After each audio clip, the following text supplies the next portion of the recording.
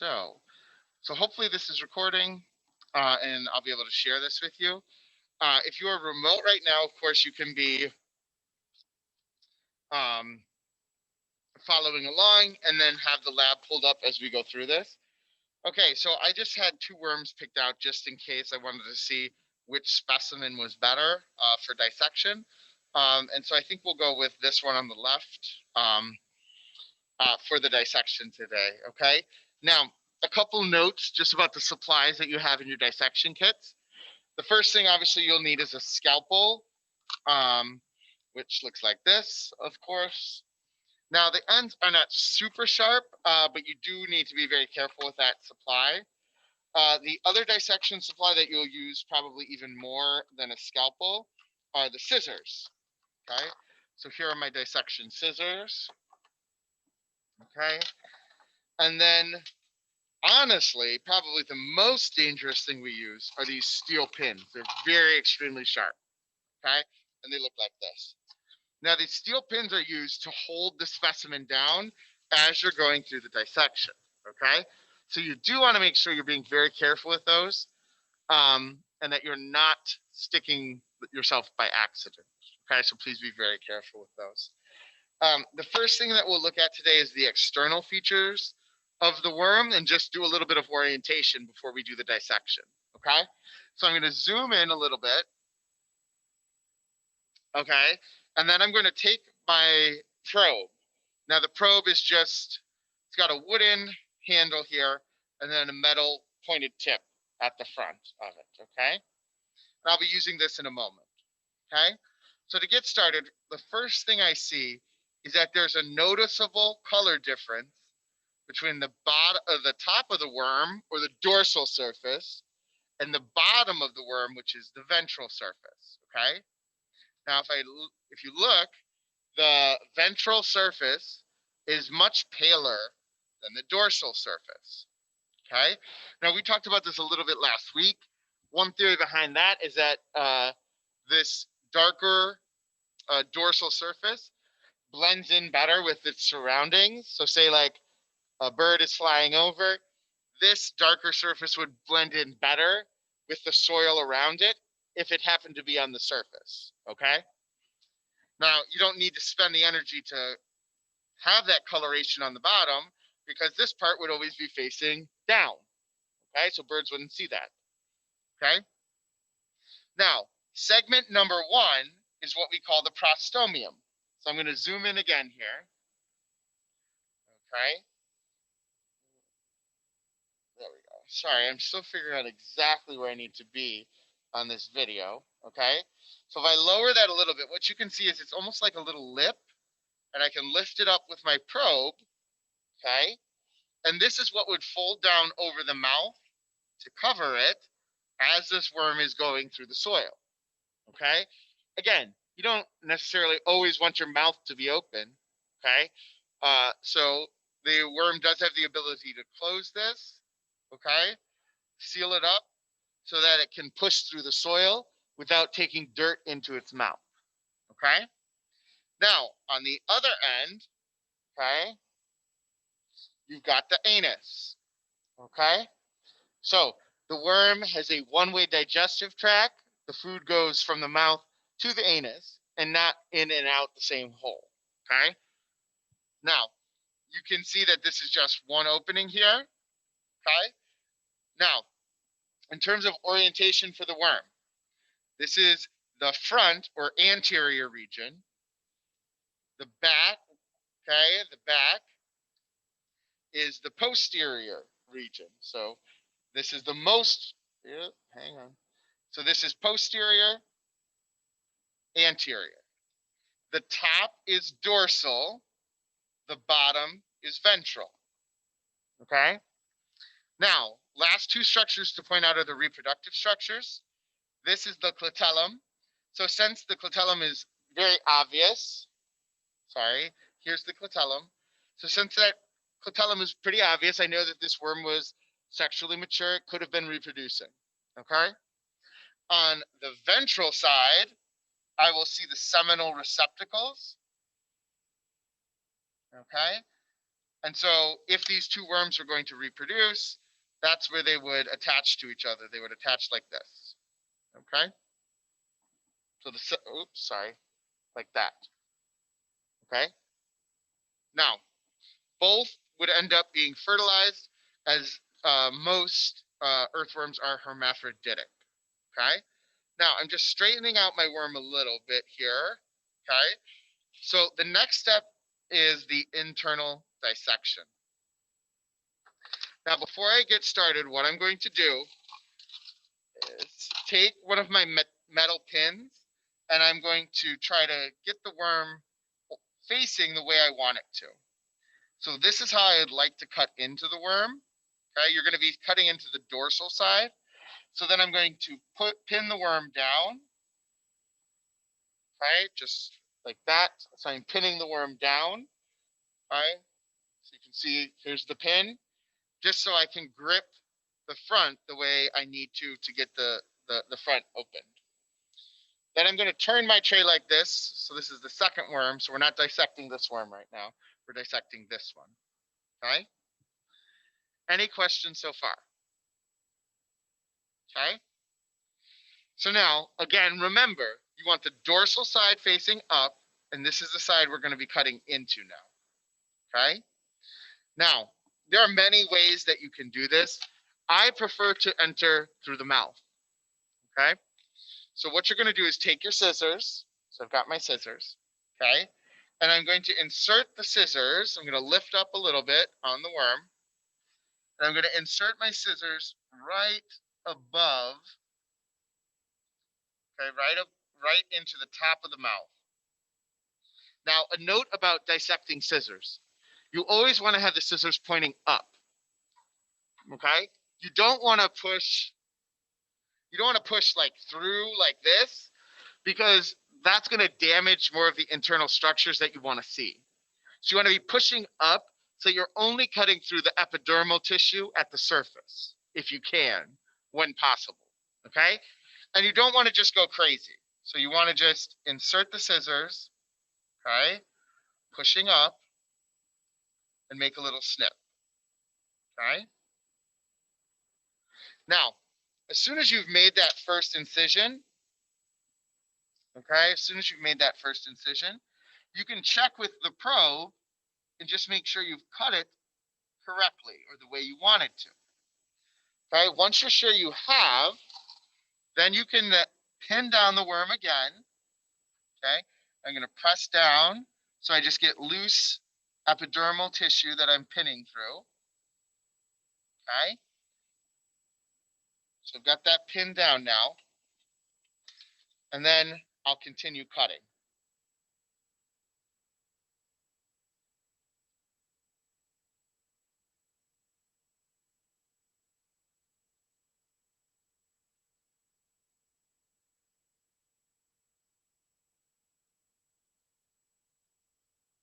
Sure. Oh, sorry guys. So here, this is where I'm cutting now. Okay, so what you did is I pressed down a little bit, just so the loose skin like popped out a little bit, and then I put the pin through the loose skin, just to kind of hold it in place. Now, here's the issue. Remember that every segment on the worm's body has muscles attached to it. So in order to open up the worm, you've got to release the muscles. So with the scalpel, okay, I'm going to insert the scalpel into my incision and just start to like loosen those muscles by cutting them. Okay? And I'm trying to do as little damage as possible, because I'd love to be able to see a little bit of the brain or the nervous tissue as we do this. Okay? So here, if I open this up here, you can kind of see these muscles on the side here. That's what I'm going to try to cut. Okay? Just very delicately, just trying to cut the muscles. It's possible here to cut into the digestive tract. And if you did that, okay, it gets a lot harder to see the more specific structures. Okay? And then all you want to do here, as you get a piece loosened up, pin it back. Okay? You can pin it back just like that. All right, now let's try on this side.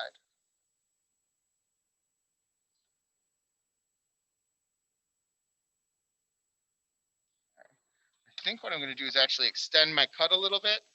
Okay. Eventually, you want to cut all the way down to the clitellum.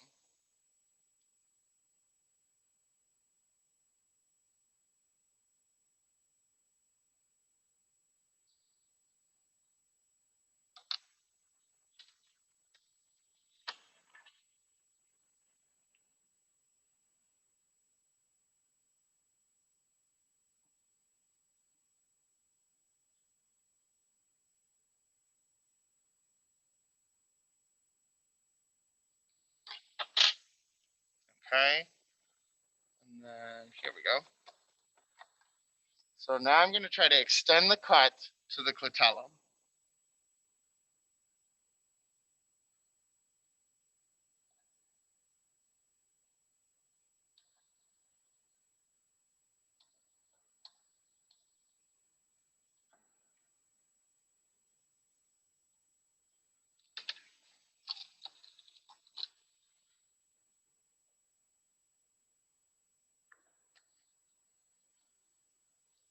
Okay.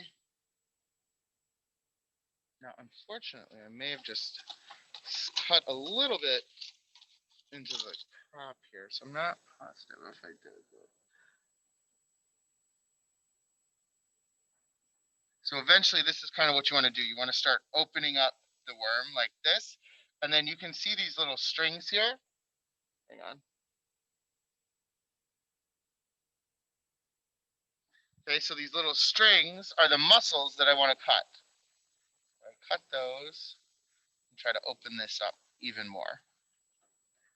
Again, cutting the muscles. And then once you get those cut, you should see the worm start to give way a little bit. Okay.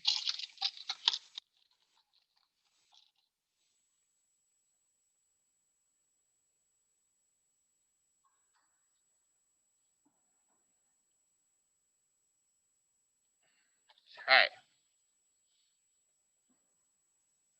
So here we go. Good job. Okay. So I'm just going to keep working on this for a second here, just so I can kind of be ready to point out a few things to you. Notice that I haven't really used the scalpel yet, except for cutting the muscles. Okay. So it's actually not really even the most valuable tool I have here for this dissection.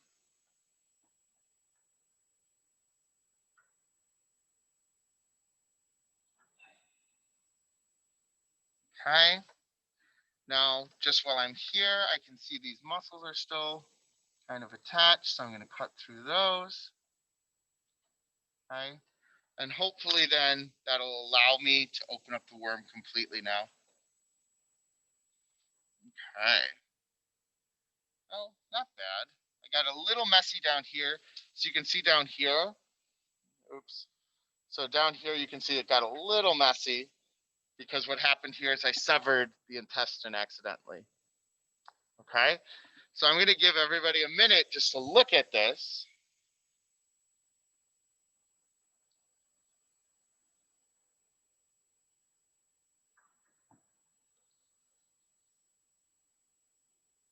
Sorry, guys. There we go. Okay. Everyone doing okay? Anyone need help? Feel free to take pictures of your worm as well. Yes. Just cut to a little bit through to the side. Yes, that's okay. So you can cut a little to the side. Great.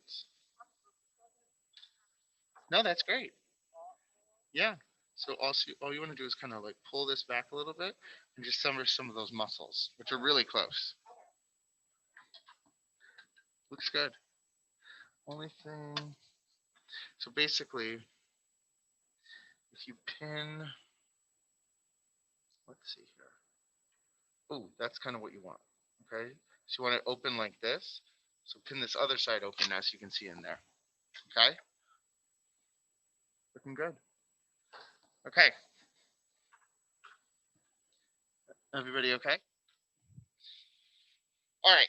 Now, if you want to pause for a moment, okay, we'll start at the anterior region, and I can point out some features to you. So at the top here, this is the neural tissue right here. This is the primitive brain that we were talking about. So there's thicker nerve tissue here, and that's going to be making sense of those simple responses to stimuli like light, touch, chemicals, moisture, nutrients in the soil. Okay. Now from there, we can't see it too well, but the pharynx would be underneath here. So this would be the mouth and the pharynx underneath this neural tissue. Okay. Now, as we move down, you can actually see, and I had to kind of cut through these black tubes here are the aortic arches. Do you see how they would have connected at the top here if I hadn't cut this tube right here? Can everyone see that? Should I zoom in a little more? Okay, so this black tube is one of the aortic arches, and they would have connected here to this dorsal blood vessel. Okay, this dorsal blood vessel. Now, all of these white sacs, these are reproductive structures, actually.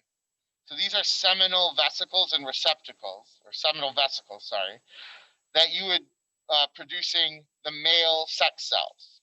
Okay. Now, right here in this space, this is the crop. Oh, actually, this is the crop. This is the gizzard. So this part right here is where food would be stored. And you can see this is pretty weak. It kind of tore already. As you move down, so this right here is more muscular. This is the gizzard. So the gizzard would act as the stomach. It would be moving the food, churning it, okay? So that digestion can take place later on, okay? Now, everything past this clitellum is just intestine. So let's say I continue this cut.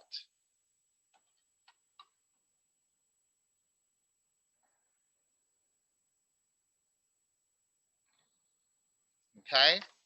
If I continue the cut, what you'll see is everything down here is just, of course, a tube called the intestine. So let's try to spread that out a bit. Okay. Now, you can also see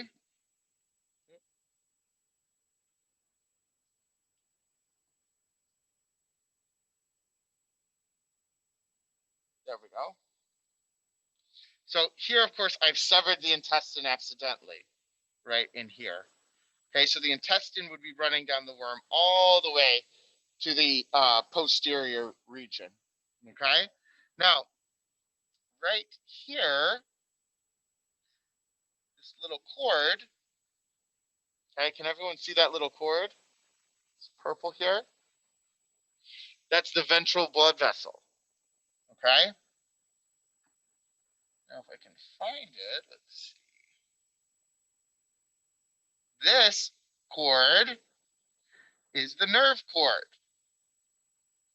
So this would extend from the brain all the way down the body. So hold on, let me point this out to everybody. So here, you've got the nerve cord up here. Okay, can everyone see that white cord right there? That's the nerve cord. Now, that extends down the entire length of the body as well. Okay. Now, you've got some other reproductive structures in here. Okay. But once you get past the clitellum, there are really not as many specialized structures. Okay. So the crop, the gizzard, all of the specialized digestive organs are actually at the anterior end of the body. Okay. Any questions on anything that we've done so far today? Okay, so I'll come over there in a second. All right. So what I'm going to do is stop sharing.